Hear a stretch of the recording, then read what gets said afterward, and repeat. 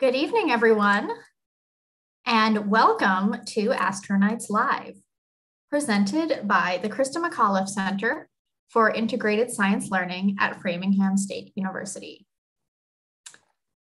Once again, we have a fascinating presentation planned for you.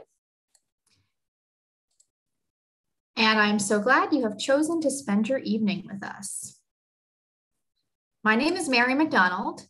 I am the manager of the Framingham State University Planetarium, and I am usually your guide for AstroNights Live, but I am thrilled to be turning over the duty tonight to one of my colleagues, Brenna Quirk. Brenna got her degree in mathematics from Smith College, where she also studied astronomy.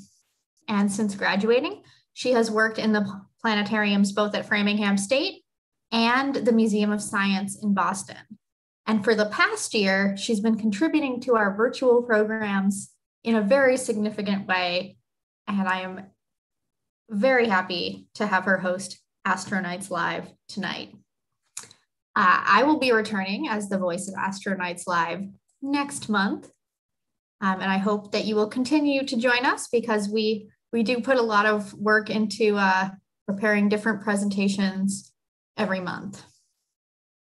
So I should also mention that tonight's AstroNights, in addition to having Brenna as a presenter, is special because it is an event that is a part of our annual Science on State Street Festival.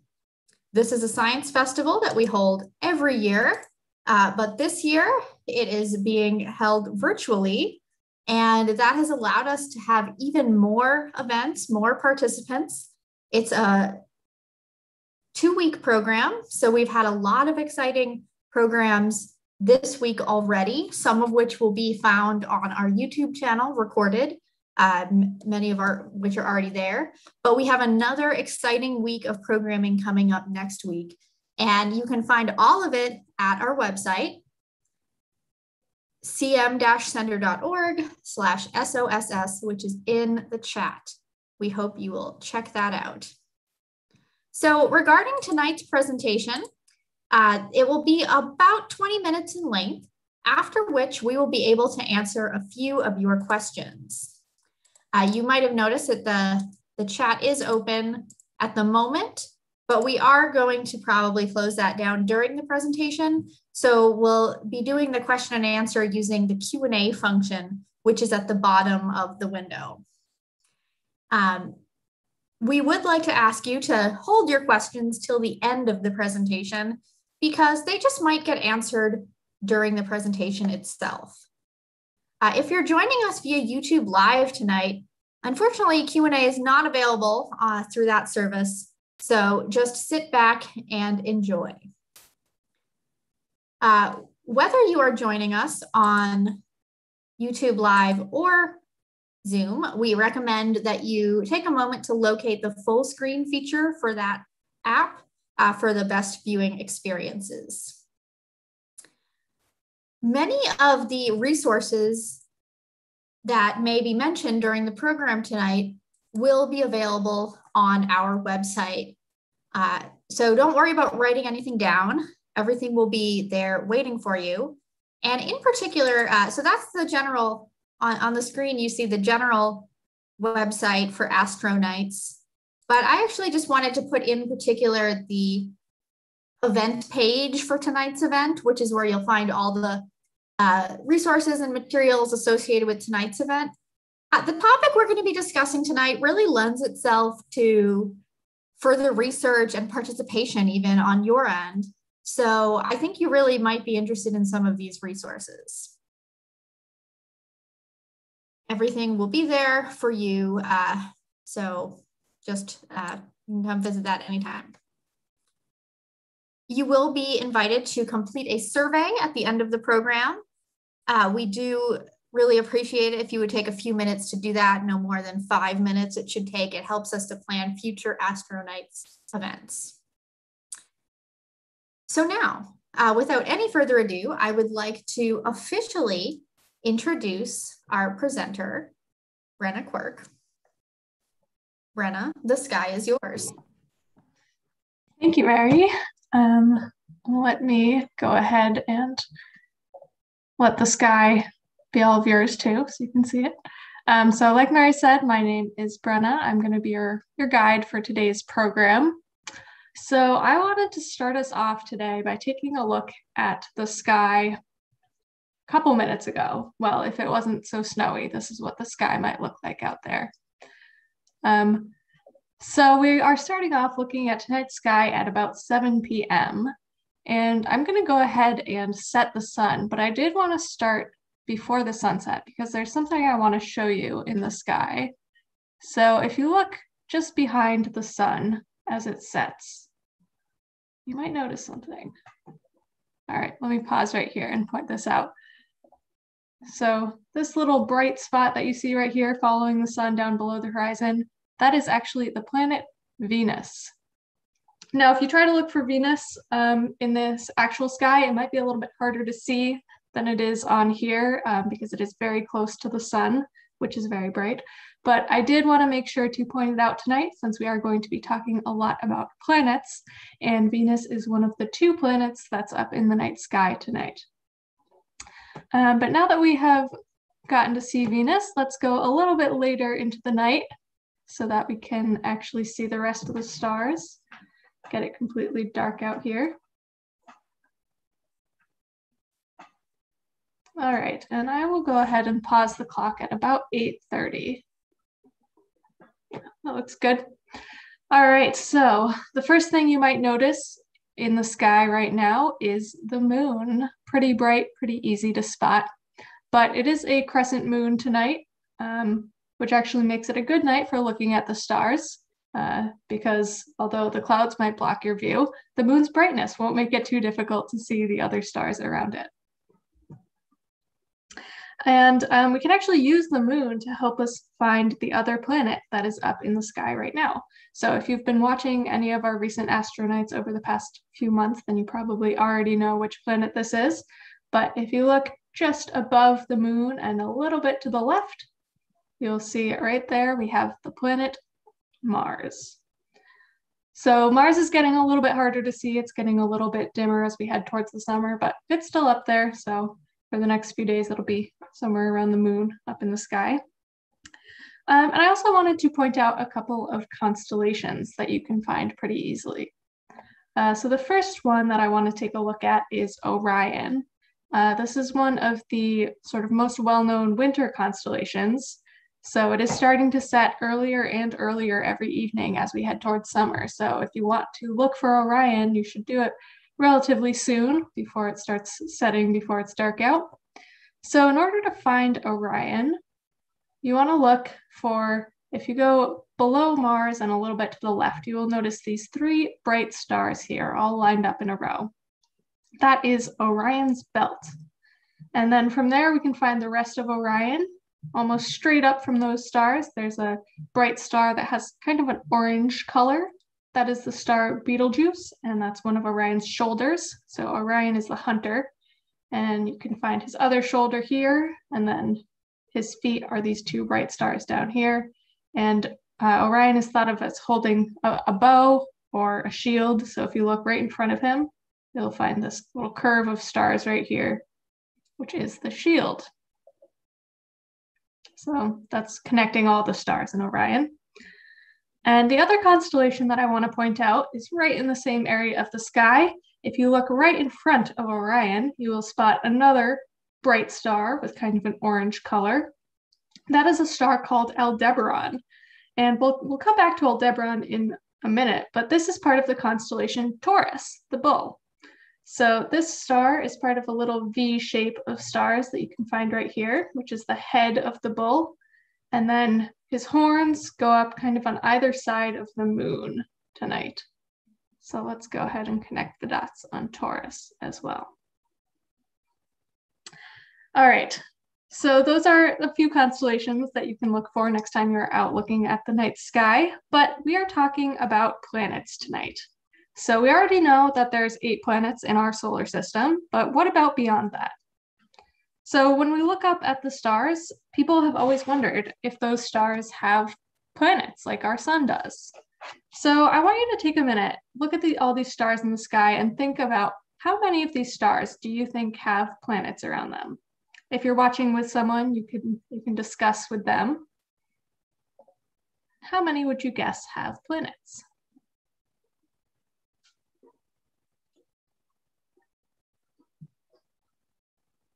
All right, now let's see where the planets are. So I'm going to go ahead and circle all of the stars in the sky that are thought to have at least one planet around them.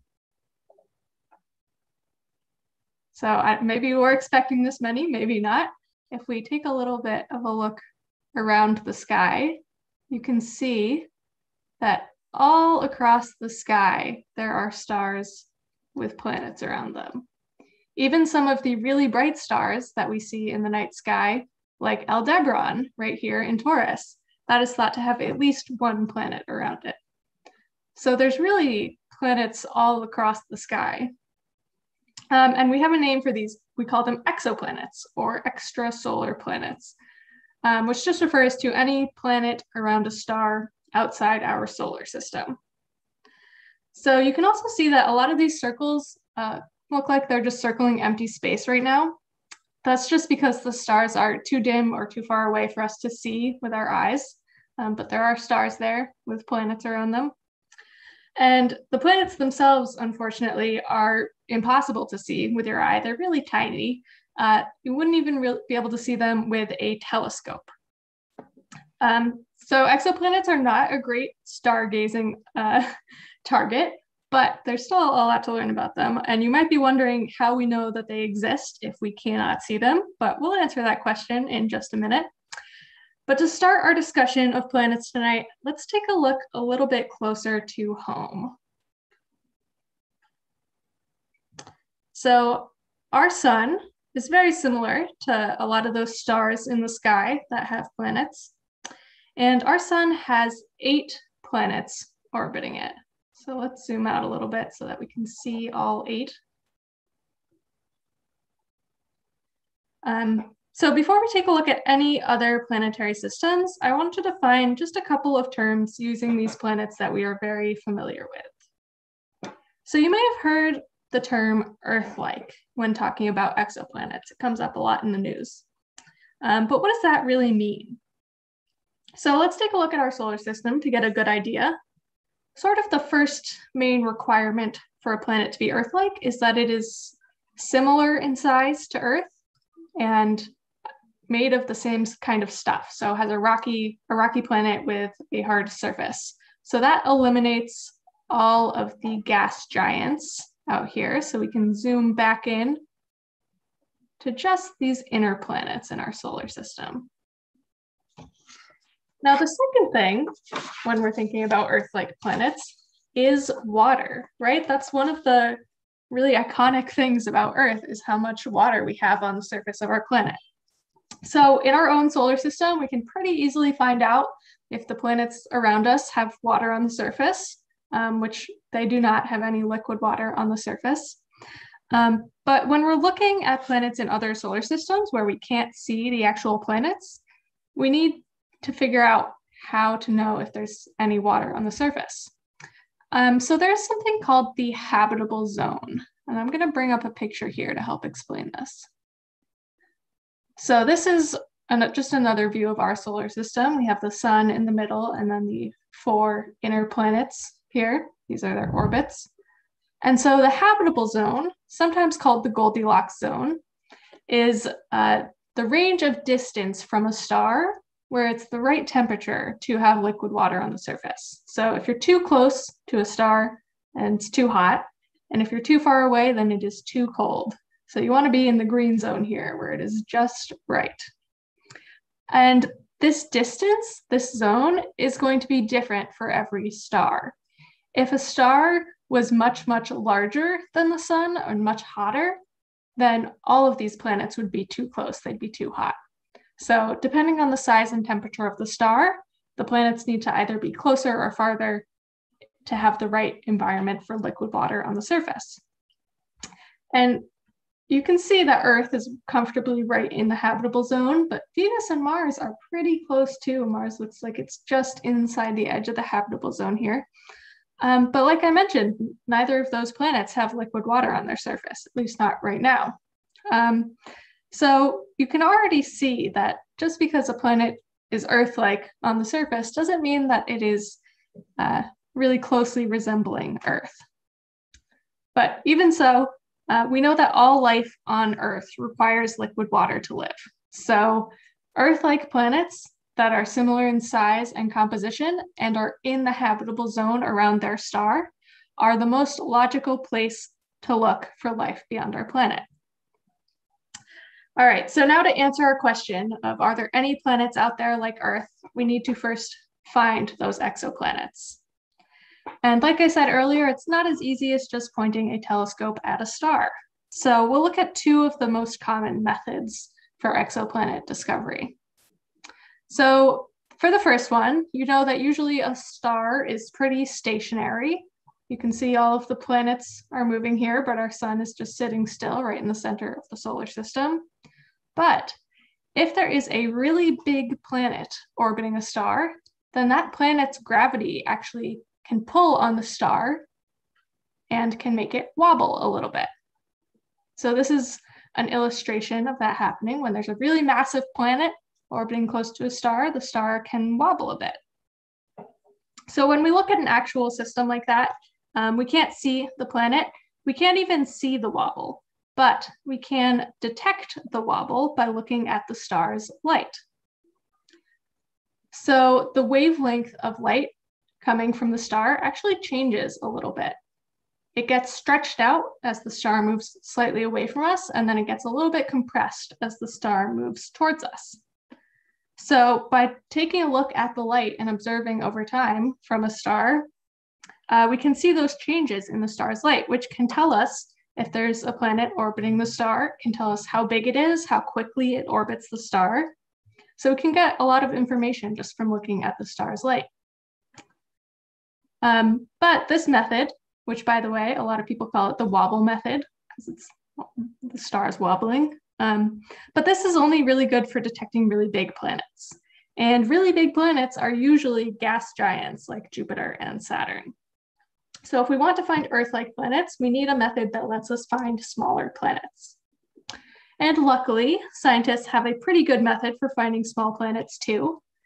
So let's first take a look at something that happens in our own solar system. So you can see that Venus is closer to the sun than the Earth. So sometimes it'll line up that Venus crosses right in front of the sun from our perspective. And when that happens, we see a silhouette of Venus moving across the sun like this. So you can tell that Venus is blocking just a little bit of the sun's light as it moves across. And the same thing can happen with other planetary systems where a planet will cross in front of the star. Now, we still can't see the planet. We wouldn't be able to see this little spot on the planet like we can when Venus transits. But again, we can take a look at the star's light. So this is kind of what we're detecting. This graph is showing us how bright the star looks. So when a planet crosses in front of the star gets a tiny bit dimmer. And then after the planet has gone by, it goes back up to its normal brightness. So when we see that little dip in the brightness of a star, that can give us a hint that there might be a planet orbiting that star. And by taking a look over time, seeing how much the star dims and how often, that can tell us about how big the planet is and how quickly it orbits. So we can learn a lot about exoplanets from their star's light. And using these two methods with a couple other methods, scientists have confirmed over 4,300 exoplanets so far, all different kinds ranging from small rocky planets to gas giants even bigger than Jupiter. And based on our findings, we estimate that there's likely about 100 billion planets in our galaxy. But when we are looking at these exoplanets, we might have to adjust our definition of Earth-like just a little bit because there's a lot more variables in other planetary systems. So for example, the star that the planets are orbiting could be much different than our sun, much bigger or smaller. Planets can even orbit pairs of stars. So, just like in Star Wars, a planet could be going around two suns. And they might have very different orbits, much longer or shorter. So there's a lot of variation. But I want to take a look at an exoplanet system with quite a few exoplanets that have been declared Earth-like. So we are going to take a look at the TRAPPIST-1 exoplanet system, which, by the way, this website, Eyes on Exoplanets from NASA, is one of the resources listed on the website. So if you want to explore this after, you can do that. But okay, so these planets, they fit all of our criteria, right? They are small, rocky planets, and some of them are even in the habitable zone around their star. So there are 7 planets in this system, all orbiting the star called TRAPPIST-1, which is an M-type star. And that just tells us that this star is a lot smaller and cooler than our sun. So this habitable zone, which is highlighted in blue here, so that's where it's the right temperature for these planets to have liquid water on the surface, is much closer to the star than it is for our sun. In fact, we can compare this to our solar system, and you'll see that the entire planetary system around TRAPPIST-1 fits very far within the distance that Mercury orbits our sun. So it is a pretty small little system out here. And it's kind of different in a lot of other ways too. So the fact that these planets orbit so close to their star means that they don't have to go very far to get around the star. And so they actually go pretty quickly, and their years are very short. So TRAPPIST-1H out here, the farthest orbiting one, that one takes just about 20 days to go once around the star. So for the other planets closer in, it's even shorter. So if you're on one of these planets, your year would just last a few days. And beyond that, something else can happen when planets orbit very close to their star. So I want you to think about our moon for a second. And as the moon orbits around the Earth, we only ever see one side of the moon from Earth. And that's because the moon is, we call it tidally locked. So that just means one side is always facing the Earth. And that can happen when things orbit really close to whatever it is that they're orbiting. And since these planets here on TRAPPIST-1 all orbit very close, it's likely that they are also tidally locked. So one side always facing the star. So if you imagine being on one of these planets, that would mean on one side, it is always daytime, and on the other side, it is always nighttime. So on the surface, they are Earth-like, but you can already tell they're very different. But what if we wanted to go to one of these planets? Could any of these planets be a planet B where humans could go? Well, let's take a look at one of these planets and see just how long it would take to get there. So how long to travel here from Earth? Well, if we're trying to get there quickly, we probably want to go a little faster than a car.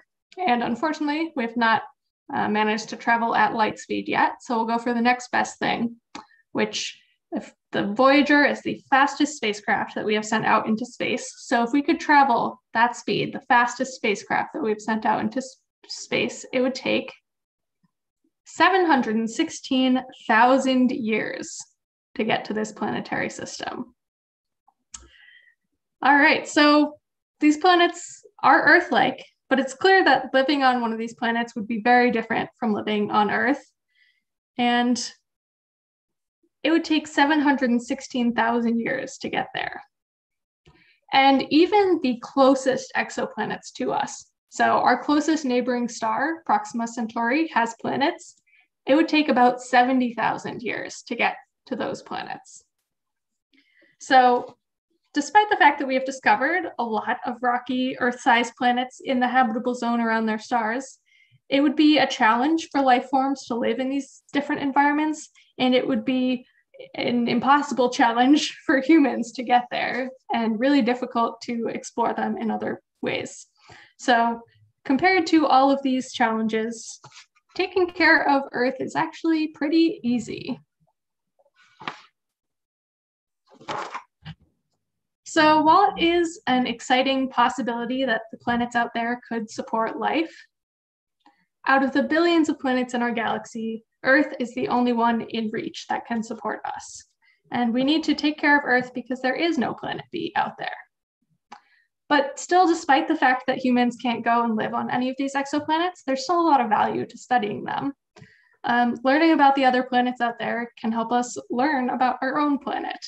If we find Earth-like planets with evidence of life, that'll help us learn more about the conditions that make life possible.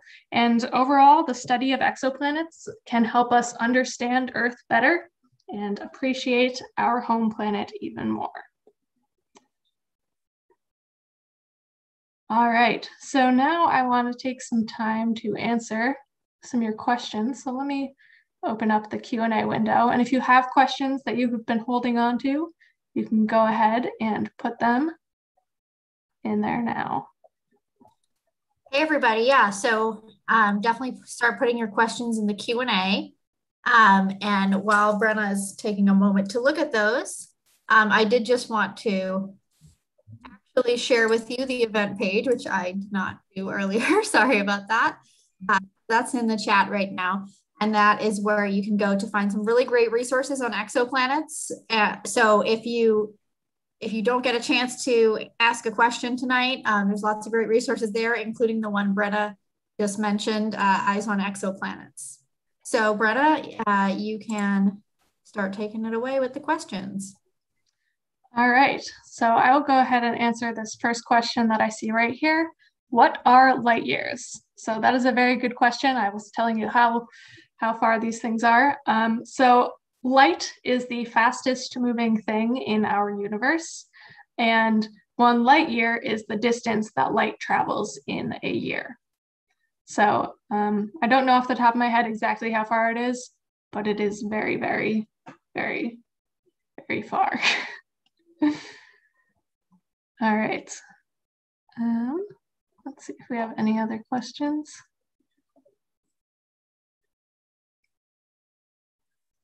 Okay, an interesting question about the constellations.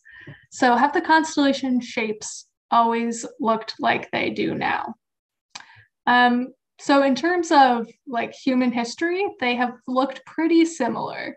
In fact, most of the constellations that we look at today were made up by people in ancient Greece and Rome. So they were looking at the same shapes in the sky that we've been looking at, but the stars do move. So for example, Polaris, the North Star, is pretty much due north, right above the North Pole of our planet right now, but it won't always be due north. So there's definitely some motion, but they've been pretty similar for a long time.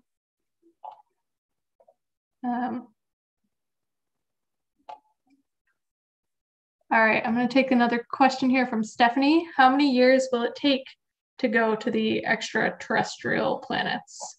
So I'm assuming you're referring to the exoplanets here. And like I said, so the closest exoplanets to us are the ones around our neighboring star, Proxima Centauri. So that planet, in terms of light years, since we asked about that, that star is 4 light years away, which seems pretty close. But traveling at the fastest speed that we have managed to travel so far in space, like I said, would take about 70,000 years to get there. So it's not really a trip that you could make in a lifetime. Although I guess it is possible that we could send robots there, but you know, for the next generations to use.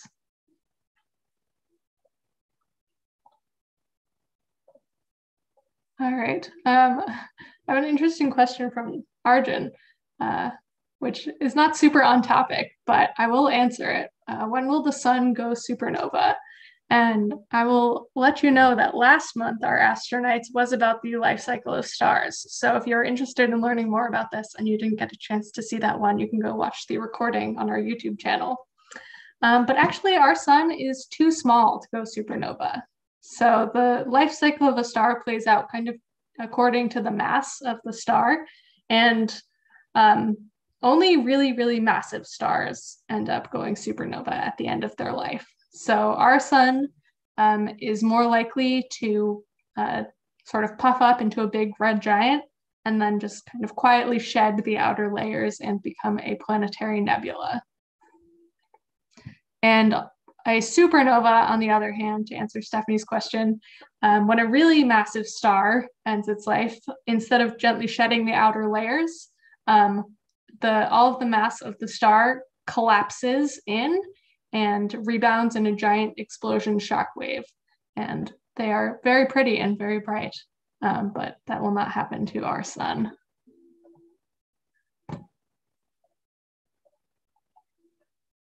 All right. Another fun question from Jason and Aaron. What's my favorite moon? And I might sound a little bit boring in saying this, but personally, the Earth's moon is my favorite moon. Probably just because it's very easy to observe and it's very beautiful every night. And I have an interesting question. How long will it take before humans can travel nearly at light speed, estimated? And I don't really think I have a good answer to that. Light is the only thing that can travel at light speed so far.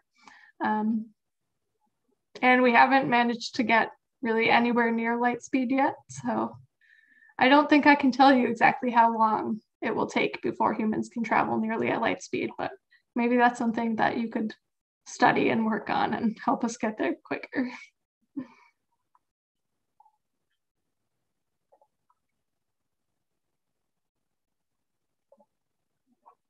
All right, so a question from Diane. How can you figure out if there is life on an exoplanet? So that's a really great question, because without being able to directly see the exoplanets or go physically study them, it is going to be difficult to definitively say if there is life on an exoplanet, but we can look for evidence of life.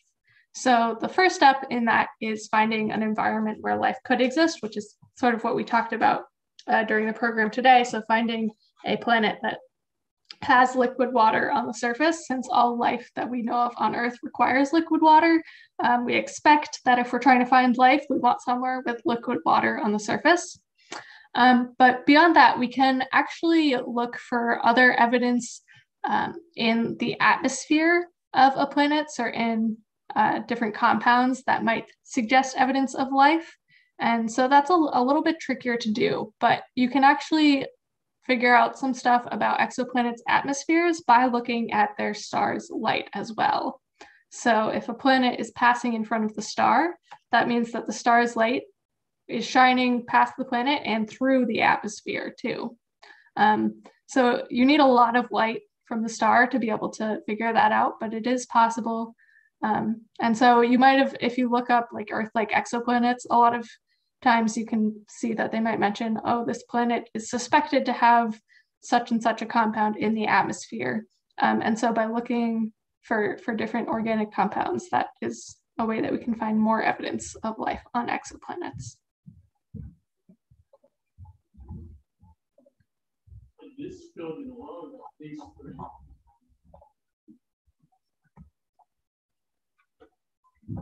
All right, it looks like we have a lot of people interested in stars. So again, I'm going to recommend our previous AstroNights, but a question from Kate and Sydney is, what is the most common star color? White, orange, and more. Also, what are colors of stars? So the color of a star depends on really what wavelength of light that it puts out, which is really dependent on the temperature of the star. So most stars appear kind of just white to our eyes, but there are much cooler stars that we call red dwarfs, which appear redder, or red giants, which also appear redder, and that is because they're cooler. So I like to tell people, if you think about like a fire, right at the, or like a flame, like on a candle, right at the base where it appears really like white or almost even blue, that's where it's hottest. So really, really hot stars appear whiter or blue. And then as you get farther away from the base of the flame, it appears more orange or red. And so cooler stars tend to look a little bit more orange or red. Stars come in all different colors, so all of those different colors, not, you know, every single color of the rainbow, but.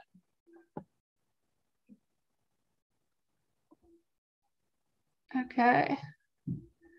Oh, someone, so I think that you are referring to our moon, potentially. Let me point. So this was for Randy, who asked, what is that planet in the distance on your screen share? I believe that this is what you're referring to. So we are seeing Earth's moon right here. But if you were referring to something else, let me know. Yes, okay, cool. Yeah, so that's our moon. And you can also see some of the constellations that we were looking at earlier too. You can see Taurus in the background here, and there's Orion's belt. Okay, I'll take a couple more questions. So this is an interesting one. How are moons, stars, and exoplanets named?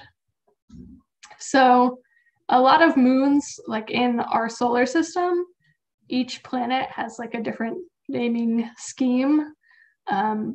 So a lot of them are named after like Greek gods and goddesses. Or for example, around, I believe it's Uranus, they're all named after like famous literature characters from English literature. And then stars. So a lot of stars have been named, but the majority of stars just have like a catalog number because there are so many stars that it's hard to come up with names for all of them. And then the exoplanets are named based on the star's name. So for example, we were looking at the star called TRAPPIST-1. And so the first planet, so TRAPPIST-1, the star is like TRAPPIST-1A. And then the first planet around it is TRAPPIST-1b. The next one is TRAPPIST-1c, etc. So that is how exoplanets are named. So it's just the star plus a letter. So you can tell, for example, if you have TRAPPIST-1H, then you know that there are at least 7 planets because they go in alphabetical order. All right, and I think this is going to be our final question that we will take here. So from Kara, who would like to know, how many constellations are there? So there are 88 officially recognized constellations across the whole sky. So that's Northern Hemisphere and Southern Hemisphere. So you won't be able to see all of them in our night sky, but if you take a trip around the world someday, you can see all 88 of them.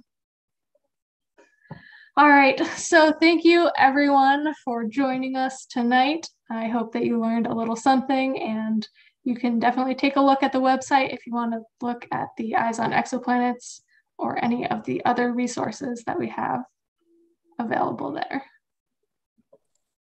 Thank you so much, everyone. I hope you will join us next month for another AstroNights Live, and please do check out the Science on State Street Festival website for all sorts of events, totally different from this one, many of them, but all focused on our wonderful planet Earth. So please join us at some of those next week and enjoy the rest of your evening. Good night, everyone.